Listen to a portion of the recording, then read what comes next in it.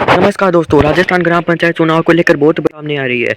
दोस्तों, मैंने आपको बताया था कि हाई कोर्ट में अवमानना याचिका दाखिल हुई है कि 15 अप्रैल तक चुनाव नहीं हो रहे हैं, तो उस पर सुनवाई होनी थी। तो हाई कोर्ट ने कुछ जानकारी दी है। वो जानकारी मैं आपको इस वीडियो में बताऊंगा, पूरी जानकारी बताऊंगा। स्पष्ट न्यूज़ लेकर आया हूँ, ब्रेकिंग न्यूज़ लेकर आया हूँ आपके लिए राजस्थान ग्राम पंचायत चुनाव को लेकर। तो वीडियो को एंड तक देखेगा, पूरा देखेगा। क्या प्रशासन कानून से ऊपर है? क्या चुनाव आयोग अपनी मर्जी से तारीखें आगे बढ़ा सकता है?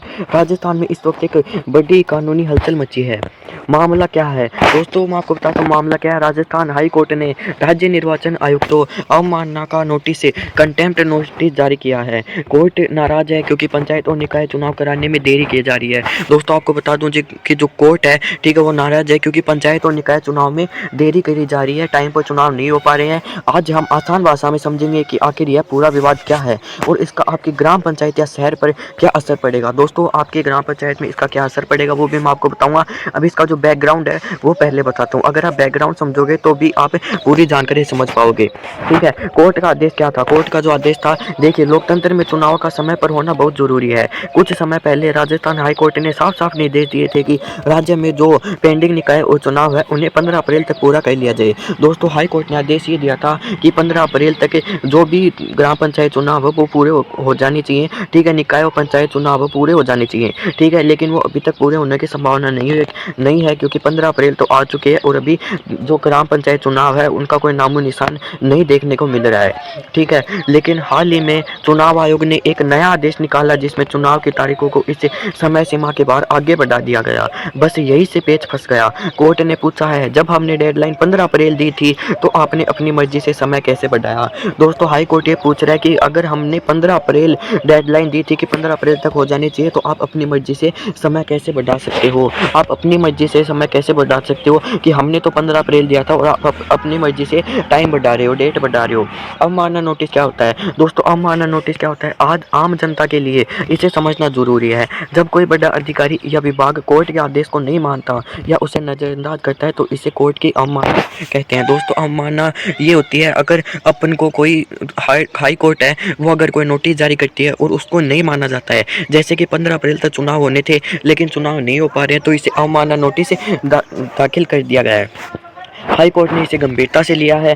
अगर हाई कोर्ट का जो निर्देश है वो नहीं मानेगी तो हाई कोर्ट इसे गंभीरता से ही लेगी। अदालत का मानना है कि यह सिर्फ चुनाव में देरी नहीं है बल्कि न्यायिक आदेश की अनदेखी है। अब चुनाव आयुक्त को कोर्ट में जवाब देना होगा कि आखिर किस आधार पर 15 अप्रैल की डेडलाइन को क्रॉस किया गया। इसका जवाब देना होगा कि 15 अप्रैल की जो डेडलाइन थी उसको क्रॉस क्यों किया गया।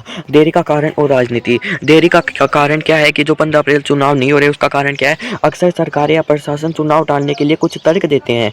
परिसीमन वार्डों की सीमाओं का फिर से निर्धारण, प्रशासनिक तैयारी, ईवीएम या स्टाफ की कमी का हवाला, वोटर लिस्ट, जो वोटर लिस्ट है मतदाता सूची को अपडेट करना।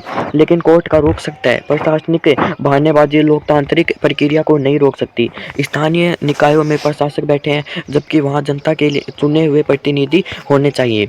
अब आगे क्या होगा दोस्तों, मैं आपको बताता हूँ कि आगे क्या हो सकता है। अब आगे ना दो से तीन चीजें हो सकती हैं। सबसे पहला है जवाबदेही। चुनाव आयोग को ठोस कारण बताना होगा वरना उन पर कानूनी जल्द चुनाव। ठीक है, चुनाव आयोग को जो जवाबदेही है उनको जवाब देना होगा कि जो डेट है वो आगे क्यों सरका रहे हैं। ठीक है, इस दबाव के बाद संभावना है कि सरकार और चुनाव आयोग युद्ध स्तर पर तैयारी शुरू करे और जल्द से जल्द चुनाव की तारीखों का ऐलान हो। जनता का हक। जनता का क्या है? यह जीत उन लोगों की है जो अपने गांव या शहर में विकास के लिए पार्षद या सरपंच चुनाव कहते हैं।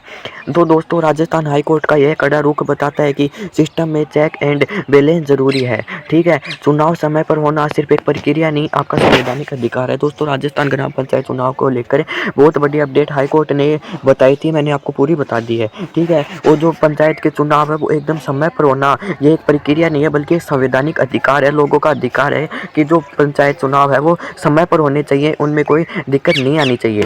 आप क्या सोचते हैं दोस्तों? आप मेरे को ये भी बताइएगा कमेंट में कि आप कौन से जिले से हैं, ताकि उस उस ज़िले की जानकारी हम अपने चैनल पर डाल सकें और आप उसकी जानकारी आपको बहुत सारी पता हो। ठीक है, तो मेरे को कमेंट में ज़रूर बताइएगा। अगर वीडियो अच्छी लगे तो वीडियो को लाइक कर देना, कमेंट कर देना। क्या राजस्थान में पंचायत और निकाय चुनाव वाकई जानबूझ कर टाले जा रहे हैं? ये भी अगर आपकी जो राय है वो मेरे को कमेंट में बताना। क्या निकाय और पंचायत चुनाव जानबूझ कर टाले जा रहे हैं? कमेंट में अपनी राय ज़रूर दें। वीडियो को शेयर करें ताकि और लोग भी जागरूक हो सकें। दोस्तों, इस वीडियो को जितना हो सके उतना ज़्यादा शेयर करिएगा ताकि और लोग भी जागरूक हो सकें। और जो भी राजस्थान ग्राम पंचायत चुनाव से लेकर जो भी अपडेट आएगी सबसे पहले आपको मेरे चैनल पर देखने को मिलेगी। तो चैनल को सब्सक्राइब कर लेना, बेल आइकन ऑन कर देना। ठीक है, वीडियो अच्छी लगे वीडियो को लाइक कर देना। अब मिलते हैं कोई नई वीडियो में। धन्यवाद।